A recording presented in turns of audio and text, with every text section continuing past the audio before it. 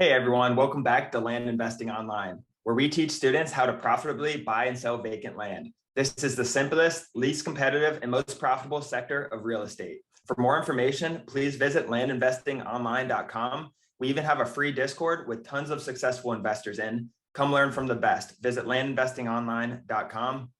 I'm Daniel Apke. This is my brother, Ron. How you doing, Ron? Doing well. Excited to be here. Excited. I think it's a really good topic to learn about.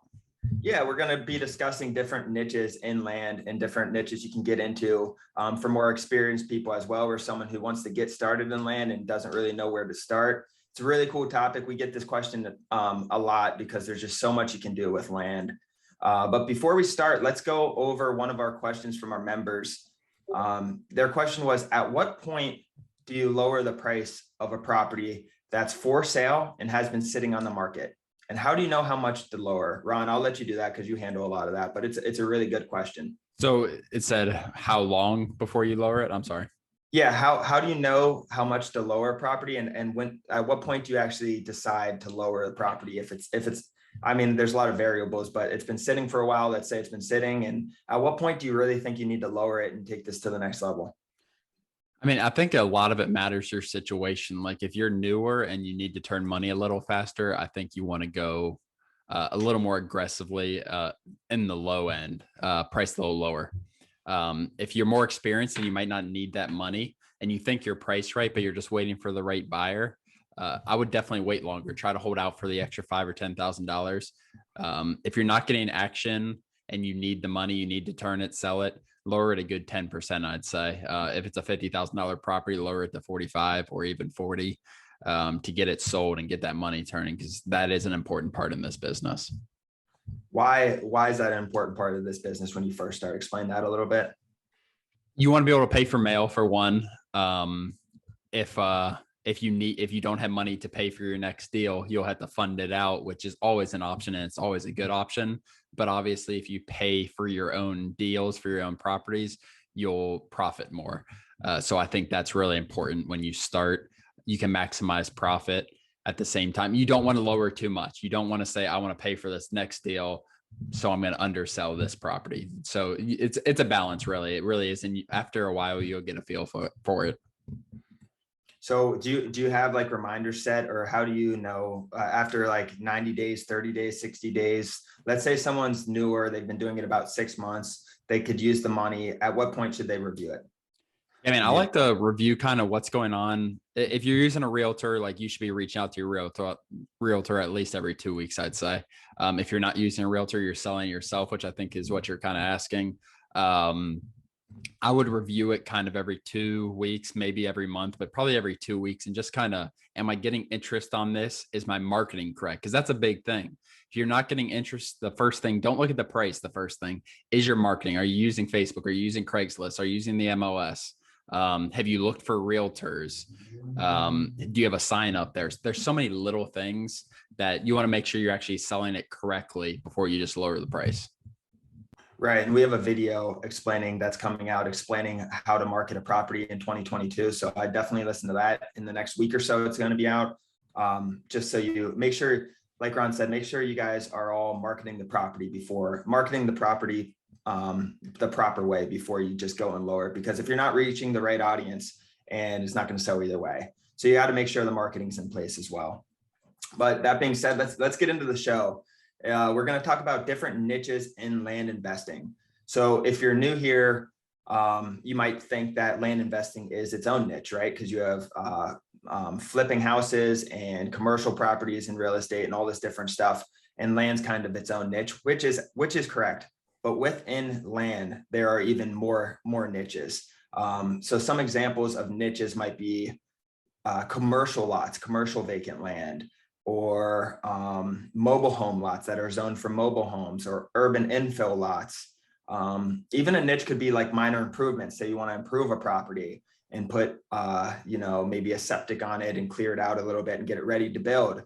Hunting land. I know some people who do hunting land, and they'll get very rural, 100 acres or so with a ton of timber on it and great hunting land.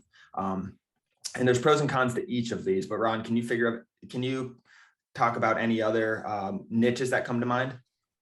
Yeah, I mean, I think you covered quite a few of them that I was kind of thinking. When I think of niches, like it's a small, like Daniel said, like you might look at land as its own niche, and it is like it's a niche of real estate.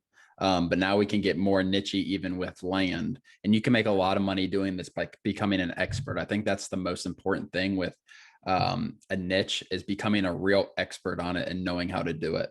One that you didn't mention, you kind of mentioned the rural with the hunting land, but landlocked properties. So when we get properties back, we have some that have access. Most of them will have access, road access, and then some are landlocked. Right. So a real profitable niche with this is finding out how to get access, whether it's finding an easement with a neighboring property to get you access. That's one that you didn't mention, but other than that, I think you really covered quite a few of them. Do you want to go into any of these in detail, Dan?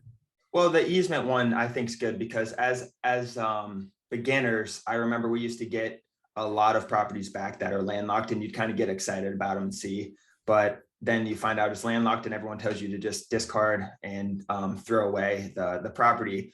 But we know people who have been very successful at going and finding easements and access to these properties. So what it looks like is, say you do have a landlocked property, and it's only landlocked by, say, one property. So you just need maybe 200 feet to get to the property or so. You'd go to that neighbor, or usually there's multiple neighbors you can try, and you'd offer them money to get access, right? So you pretty much just buy the right of access from them. And everyone has a price, right? For the most part, but you obviously want a cheaper access way. And we're not going to get too much into this because there's a lot of details, but that niche right there, no one else is really doing it because it kind of is. It takes more work, but it's extremely profitable. And you acquire these landlocked properties for much, much cheaper generally as well. People are just trying to get rid of these properties throughout the country. I don't want to get too, like you said, I don't want to get too detailed on one of these. You don't want to, I think with niches in general with land, the most important thing we do in our business and what we teach is getting the properties cheap. If you're not getting the properties cheap, and this isn't just landlocked, if you're trying to subdivide, you need to still get them under market value. That's the most important part that makes these niches even more profitable. So I think that's really important. After you said about 6 months or so, Dan, like don't start this off. Don't start getting nichey from the start in your land business. Try to buy and sell land and then choose a niche that you're interested in, and then maybe make that 20% of your business or 10% of your business and then grow from there.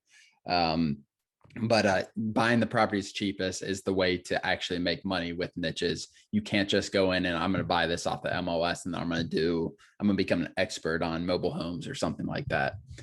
So I think that's still really important. Yeah, it's really hard to target these at first. It's almost like you want to work backwards, right? Just start buying and selling vacant land with the way we teach in the course. And then maybe you have like one of these niches naturally comes because you're in a certain area with a ton of hunting land, and you have a good hunting land buyer who buys and sells hunting land in that area, and he wants more land. And I would work from that perspective. See your first 6 months of what kind of land you're getting and where you really want to focus after that, because it naturally would come to you. It's naturally come to us. It naturally comes to everyone at some point, I think. And it's just whether you want to focus on it or not. But it's almost like you need to work backwards, right? So you identify that niche because you've done it in the past and you see a need for it or whatever happens. And then you have to figure out really how to work backwards, where to target, and how to target that hunting land seller and how to target hunting land. So figure out what your niche is after that and what you want to do, and then figure out how to work backwards and target that niche. Yeah. I think that's a really good point, is kind of not forcing a niche. Not every niche is going to work in every part of the country. We urge you guys, as you guys start the program and start your land investing career, just do it the way we're teaching it to start. Don't force a niche. Like I said, buy and sell land fast, flip it over, learn land, learn about it. And like Daniel said, it's going to naturally come to you guys, it can be any of these. It really can. So don't force it. You might have properties that come up and you think I can do this with it, but it might just at the end of the day be better just to sell it as is without doing an improvement to it, adding a driveway, subdividing. So just really think about that before you start diving too far into this, because you can make a lot of money just buying and selling as is. Right. And then I think it's important. Let's talk about some advantages and disadvantages of niches, of finding your own niche. So some pros and cons here. I mean, the biggest pro I'd say that I see is just like Ron said a little bit earlier, is becoming a master of this niche, right? You become so good at it. So say you're buying easements, you have a process to buy the easements from the neighbors. You have pretty much an automated process at that point. You know exactly how it works. You know what attorney is going to help you with it. All that stuff that comes into it. It makes it super easy on you because you know the process so well, and you're super educated, so you can talk to the seller, and the buyer's very educated. But that's the main thing, is you just become a master of this. Yeah, I agree. I think you're going to make more money. You're going to make more money per deal. Let me say it that way. Not necessarily make more money, but if you become a master of a niche, like, you're going to make more money on that deal than you would if you just sold it. The thing you got to weigh, and a lot of things in life are like this, you got to weigh in the time, because it is going to take more time. A lot of these, like, let's say subdividing. So basically you have one parcel and you're breaking it into 5 parcels. You might be able to buy it for 50 grand and sell it for 120. If you subdivide, you might be able to sell it for 150 or 160. But it's going to take 8 months or 6 months versus 30 or 60 days. So you really got to weigh the pros and cons of that. Like Daniel mentioned, having a system in place for doing this is going to make it much more efficient. And being in the financial position to be able to take 6 or 8 months to do a deal opposed to flipping it right away. Trying to think what else, Dan. So you said pros and cons. Yeah, I personally think the next pro would be, it's just like anything, the more niche and focused you get, it's harder for competition, right? So it's just harder for competition to come in and take your business. While if you're selling or if you're trying to buy just vacant land in let's say some county in Washington, that landowner might have got a few different letters throughout the year from different people. But if you're really focusing in, it's just harder for competition to come in and really take that business, because you're so niche and there's not a lot of people doing it, and you have that expertise in that area. That's the other main one I'd say. Yep. I think you can be more aggressive with your pricing. As you guys know, we price all of our mailers. If you know that I have a really cheap guy who can install a septic and a well in this area, and that's your niche in whatever, in Eastern Washington, I have a really cheap septic and well person who can do this cheap. I can be more aggressive with my offer letters, so that competition just isn't there. There just isn't competition because you can offer so much more, because you can add this improvement that's going to increase your profit on the back end. Any other cons you can think of other than time, Dan? I think, yeah, I'd say time's the main one, because we get properties back, we're like, this would be a great property to do whatever with, make a hunting land or whatever, hold for hunting, or lease it, or whatever it is, lease it to a hunter. And it's really like, at the end of the day, it needs to make sense time wise, money wise, and all that. So the main one's definitely time, because you might sit 6, 7, 8 months while you can flip it in 90 days, and maybe you'll make 100% off flipping it, but you can make 170% off doing these improvements and waiting. So you really have to, like Ron said, analyze your cash situation. The other con I'd say is it's a smaller market, right? There's not as many pieces of, let's say, a commercial lot in an area than all vacant land, obviously. So it's just a smaller market for it. But with, like Ron said, you can target, you can price higher. So when you start to target and price higher and really become a niche, your acquisition rate's going to go up naturally, because with anything, the more you focus in on one thing, your acquisition rate's going to go up. That's really the only thing that I can figure or see, is the smaller market and time. Yep. I think one other thing is, it's not a con if you're doing it the right way, like we're saying, but it can be a con if you go in too green. If you don't know what you're doing and you try to put a mobile home in, like it's a lot more difficult than just dropping a mobile home on a lot. Like, it really is. So not going into green in a niche, like really feeling like you're an expert, maybe partnering with someone who knows what they're doing for the first couple of times you do it. That's the only other con I can really see. So we said time.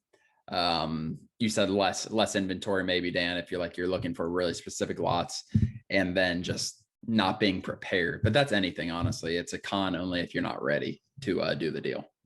Yeah, and that's where that partnership really comes in. I mean, like if you go to someone who you know has done whatever your niche is, you know they've done it, 10, 20, 30 times, that's their thing. You go to them, you offer them 20% equity just to help and take over the process and teach you. Like if the money makes sense or whatever, that I just made that number up. But if it makes sense, like go find a partner to help you do this. And we have great relationships in our Discord. If you haven't joined our Discord, there's a lot of investors in there, and a lot of these guys have a lot of experience doing these different niches. So try to find someone who's an expert in it to help you, because like Ron said, if you're trying to drop a mobile home on a property with all the permits, there's so many things that you can get into and all the restrictions, and depending on what city, it's always different. But that's really all we have today. You have any ending thoughts, Ron? No, I think that's really good. Like we've kind of mentioned over and over, get the buying and selling land part down, and then your niche is going to come to you. Like it's exciting when you realize like, oh crap, I can really do this on, and not that many other people are doing this specific niche. But let it come to you. Be patient with it. Yep, exactly. Well, thanks for joining, everyone. Please visit landinvestingonline.com. Join our free Discord. There's tons of good investors in there. Ron and I are personally involved, and we'll get back with you on any questions that you have. We're looking forward to helping you, and we'll see you guys in the Discord. Thank you. See you next time. Thanks, guys.